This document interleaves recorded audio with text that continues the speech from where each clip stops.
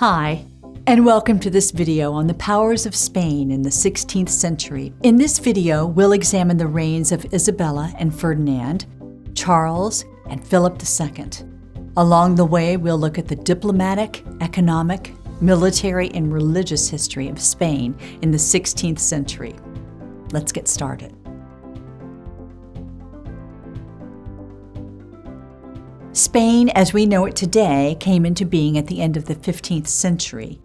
It began with the union of Aragon and Castile through the marriage of Ferdinand and Isabella, and ended with the completion of the Reconquista. The Reconquista was a near 800-year conflict between Christian and Muslim kingdoms in Iberia. The conquest of Granada in January 1492 saw the Iberian Peninsula finally unified under Christian rule. As it would turn out, 1492 was a pivotal year in Spanish history. Later that year, Ferdinand and Isabella sponsored Christopher Columbus's expedition to find a new route to the Indies. The fleet set off in August and reached the Bahamas 2 months later. The first colonies in the Caribbean were established at the turn of the century, paving the way for further expansion. An abundance of precious metals plundered from the American colonies saw tremendous wealth flow into Spain, which supported Spanish ambitions in Europe. This unexpected fortune transformed Spain from one of the poorer realms on the continent to the wealthiest. Despite this upturn in fortunes, Queen Isabella's final years were beset by tragedy and worry over succession. The premature deaths of her eldest children left the mentally fragile Joanna, who was married to Philip, the son of the Holy Roman Emperor Maximilian, next in line. This marital tie meant that their descendants would be included in the Habsburg line, thanks to their connection to Maximilian I. Joanna and Philip assumed reign of Castile, but Philip died shortly afterwards in 1504, the same year Isabella died. Ferdinand, citing his daughter's fragile mental health, assumed the role of regent until his death 10 years later. Ferdinand's grandson, Charles, rose to the throne in 1516, a month before his 16th birthday. As well as the Netherlands, which he had already inherited from his father, Charles gained Naples, Sardinia, Sicily, and the great riches of the New World. If that wasn't enough, Charles also had a strong claim on becoming the new Holy Roman Emperor. His Italian holdings and imperial ambitions put him on a collision course with the King of France, Francis I. In 1519, Charles was unanimously chosen by the electors, earning the imperial crown and the lifelong hatred of Francis. Before Charles could concentrate on his imperial obligations, he first had to secure his Spanish domain. He remained in Spain for 7 years and accepted Parliament's choice of bride, Isabella of Portugal. Isabella was a popular and capable ruler who acted as regent during Charles's many lengthy absences from Spain. Wars with France were some of the reasons Charles was often away. He generally fared well in the course of these wars. The most notable victory occurred at Pavia in 1525. Francis's army was annihilated, and the king was taken prisoner.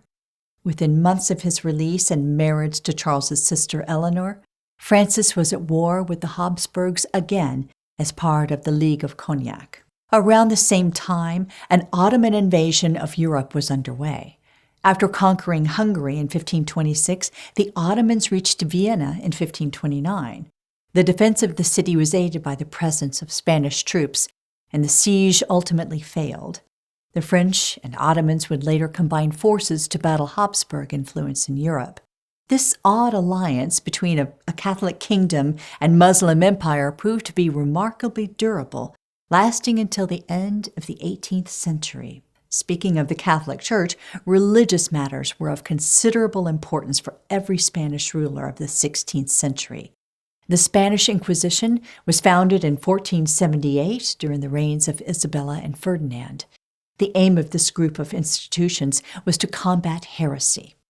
After the conquest of Granada, subjects were offered the choice of conversion or expulsion.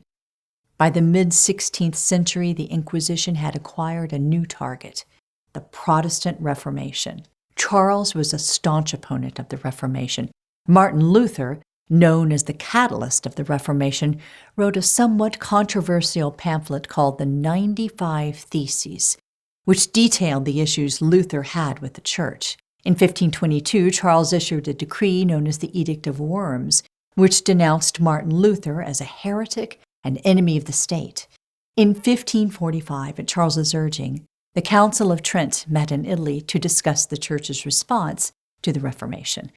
Over the next 18 years, a series of decrees would be issued, shaping the course of the Counter-Reformation. Towards the end of his reign, Charles turned his attention to securing the succession of his son Philip to the throne of the Holy Roman Empire, in addition to the territory he was already heir to. He wrote a lengthy guide for his heir on how to rule and tried his best to ensure Philip's succession, but was ultimately unsuccessful. Charles resigned in 1556 and lived his final years in a monastery, repairing clocks and overeating. Philip inherited a vast empire which would grow even larger and reach the height of its power under his reign.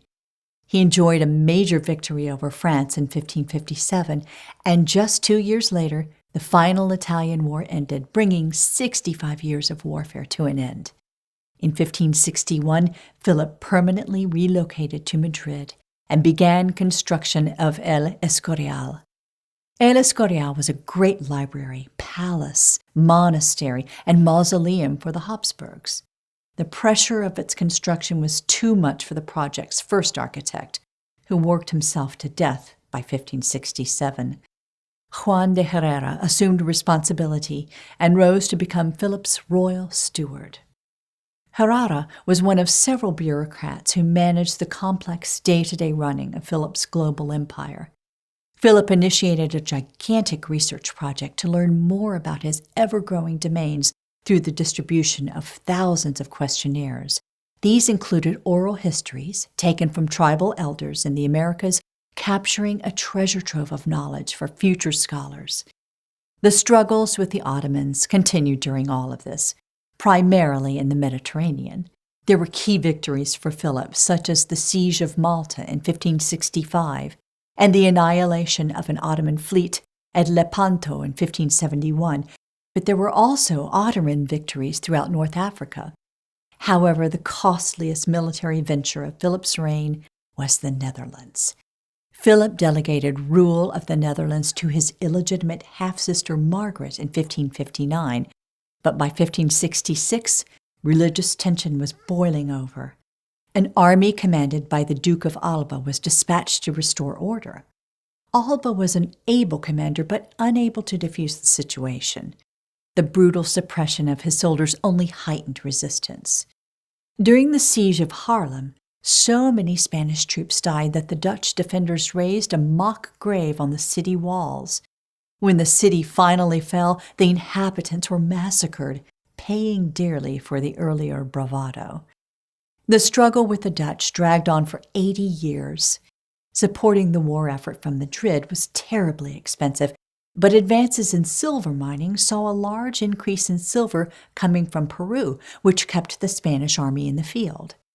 Though hardly worth such a lengthy and expensive conflict, the Netherlands were a matter of pride for the Habsburg dynasty. By 1580, the Duke of Alba was once again on the march to secure Philip's claim upon the Portuguese throne. Philip was crowned King of Portugal the following year, and naval victories gained the Azore Islands in 1582. Philip's empire was vast and quickly becoming overstretched and difficult to manage financially. This made the flow of gold from the New World an awfully tempting target for privateers. Privateers were armed ships held by private individuals who had commissions from the government. Francis Drake was the most notable of the government-sanctioned pirates. The English sailor raided Spanish colonies in the Caribbean and attacked Cadiz in 1587. After the execution of Mary Queen of Scots gave Philip a claim for the English throne, he gathered a large fleet to invade England in 1588. The Spanish Armada was shattered, but more by the weather than the English fleet. After an inconclusive battle, the Spanish ships were scattered, and few made it back to Spain. 2 further fleets succumbed to bad weather in 1596 and again in 1597. Philip's death in 1598 brought an incredibly successful 42-year reign to an end. Historians generally regard the end of Philip's reign as the beginning of a long decline in Spanish fortunes. Okay, now that we've covered the state of Europe in the 16th century, here's a quick recap. The joint rule of Isabella and Ferdinand unified Aragon and Castile and ended the Reconquista. Their grandson Charles became Holy Roman Emperor and oversaw great expansions to Spanish colonies in the Americas and the creation of a complex legal system. His son Philip's long reign saw even further expansion and the creation of an efficient bureaucracy. I hope this review was helpful. Thanks for watching, and happy studying.